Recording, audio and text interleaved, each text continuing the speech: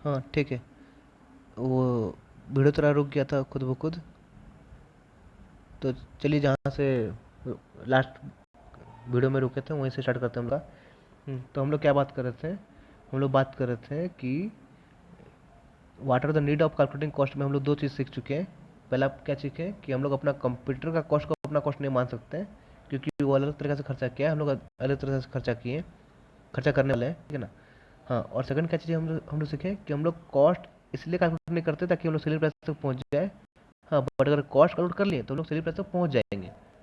Cost में हम लोग अपना प्रॉफिट ऐड करेंगे, हम लोग सेलिंग प्राइस तक पहुँच जाएंगे, ठीक है ना। हाँ, बट तो हम का क्वेश्चन अभी भी हम लोग का क्या कि हम लोग कॉस्ट कैलकुलेट करते ही क्यों है, ठीक है ना।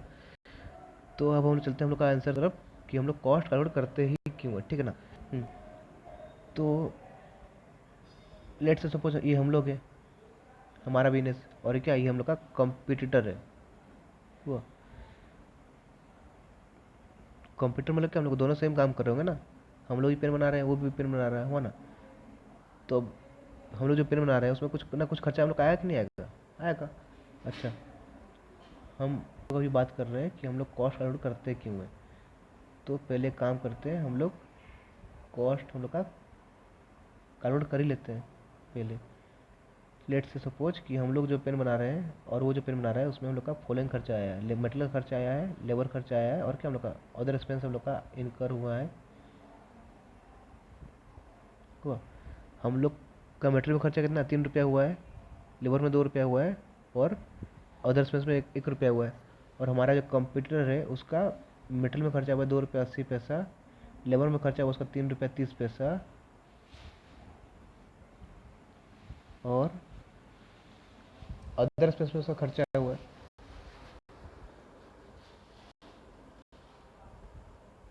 अदर एक्सपेंस में उसका खर्चा हुआ है 1 रुपया।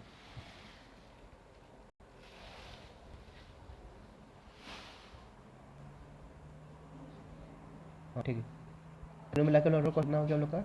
हमारा टोटल कॉस्ट हो गया 6 रुपये, और उसका कितना हो गया, 6 रुपये हो गया, ठीक है ना।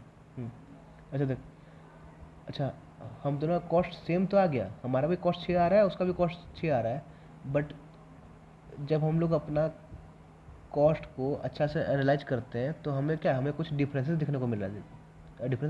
डिफरेंसेस क्या है हमारा, कि मेटल में हम लोग खर्चा कर रहे हैं 3 रुपया, और हमारा कंप्यूटर कितना खर्चा कर रहा है, 0.0। मतलब मेटल के केस में हमारा जो कंप्यूटर है वो अच्छा काम कर रहा है, वो कॉस्ट अपना कम करके रखा है। हाँ, लेबर में हम लोग खर्चा कर रहे हैं कितना, 2 रुपया, और हमारा जो कंप्यूटर कितना खर्चा कर रहा है, हमारा कंप्यूटर खर्चा कर रहा है 2 रुपया 30 पैसा। मतलब लेबर के केस में हम लोग अच्छा है हमारे कंप्यूटर के कंपैरिजन में। हाँ, अदर इसमें हम दोनों का सेम है, 1 1 रुपया, हमारा भी एक उसका भी एक। हाँ हाँ।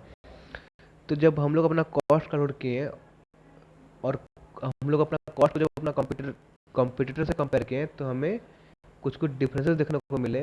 और उन डिफरेंसेस के बेसिस पे अब हम लोग क्या कर सकते हैं, अब हम लोग अपना एक्शन ले सकते हैं, हम लोग अपना मतलब रेमेडियल स्टेप ले सकते हैं। अच्छा, ये रेमेडियल स्टेप क्यों लेंगे या फिर एक्शन क्यों लेंगे, ताकि हम लोग अपना कॉस्ट को कम कर सके, मतलब कॉस्ट को कंट्रोल कर सके और कॉस्ट को रिड्यूस कर सके। अच्छा, अगर कॉस्ट को कम करें तो हम क्या होगा, हमें डायरेक्ट डायरेक्ट हमारा प्रॉफिट बढ़ जाएगा ना, कि नहीं बढ़ेगा। लेट से सपोज कि हम दोनों 6 6 में बना रहे थे, और हम दोनों बेच कितना में रहे थे, दोनों तो बेच रहे थे, हम भी बेच रहे थे 10 में, और हमारा कंप्यूटर भी 10 में सेल कर रहा था, हुआ ना। इसी चक्कर में हमारा प्रॉफिट कितना हो रहा था, 4, उसका भी 4 हो रहा था प्रॉफिट, हुआ। अब अगर हम लोग क्या करेंगे, अब अगर हम लोग अपना कॉस्ट को कम कर लेंगे, अब अगर हम अपना कॉस्ट को, ये जो मेटल खर्चा है उसको हम लोग क्या, हमारा 2.80 अगर ले आए हम लोग, तो क्या होगा, हमारा जो कॉस्ट है क्या वो भी हम लोग का रिड्यूस हो जाएगा, हम लोग का 5.80 हो जाएगा। इसके चक्कर में क्या, हमारा प्रॉफिट हम लोग का 4 से 4.20 हम लोग का हो जाएगा। सेलिंग प्राइस हम लोग का सेम रहेगा, हम लोग 10 में, हम भी 10 में बेच रहे हैं, वो भी 10 में बेचेगा, बट हमारा क्या, हमारा प्रॉफिट हम लोग बढ़ जाएगा, है ना। तो कॉस्ट आउट करते क्यों है, so that we can take decisions to control our cost and to reduce our cost, ठीक है ना। तो कॉस्ट करने का ऑब्जेक्टिव हमें हमें पता चल गया, ठीक। हाँ, तो यहाँ तक हमारा खत्म हुआ। अच्छा ठीक, अब चलिए हम लोग चले कहाँ, स्टार्टिंग चलते थे हम अपना स्टार्टिंग में चलते हैं। तो हम लोग क्या बात किए थे कि जब हम लोग कॉस्ट अकाउंटिंग जो हमारा टॉपिक है वो कॉस्ट अकाउंटिंग टॉपिक का सबसे पहला वर्ड क्या होगा, कॉस्ट ना। और कॉस्ट क्या होता है हम लोग पढ़ चुके, कॉस्ट काउंट क्यों करते हैं हम लोग पढ़ चुके। अब जब कॉस्ट का हम लोग बात करते हैं तो कॉस्ट से ही मिलता जुलता हमें तीन चार वर्ड और देखने को मिलता है इस पूरे बुक में, सब्जेक्ट में। जैसे क्या हमारा एक हम लोग का होता है कॉस्टिंग,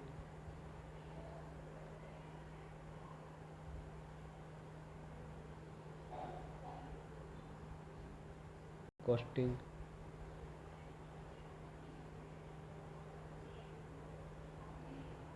फिर हमारा होता है कॉस्ट अकाउंटिंग,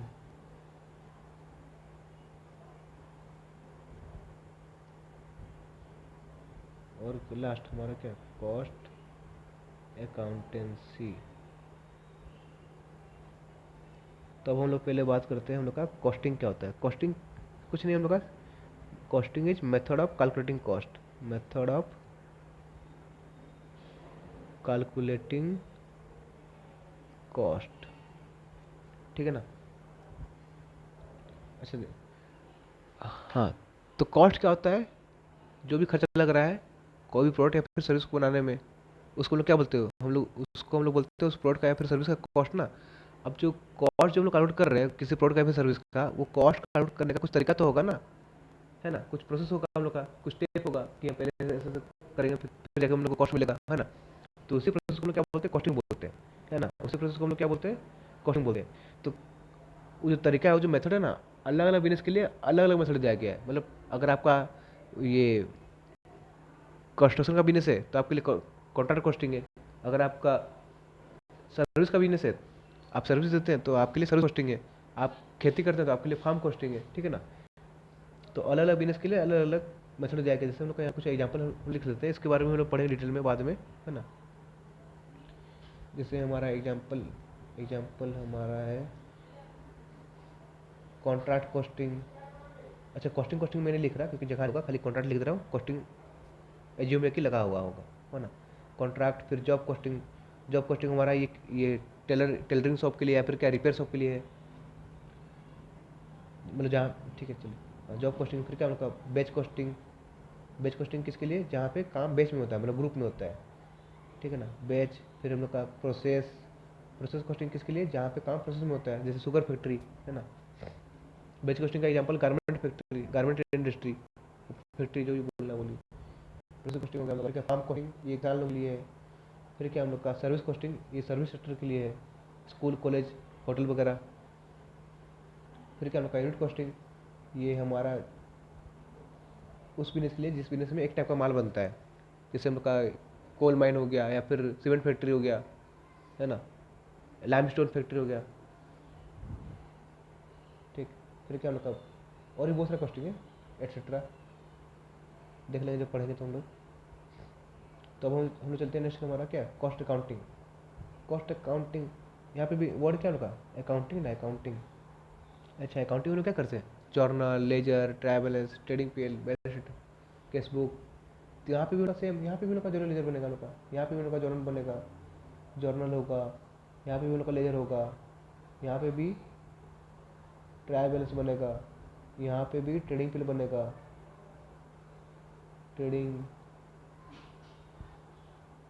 एंड पीएल, यहाँ पे भी बैलेंस शीट होगा, हो ना।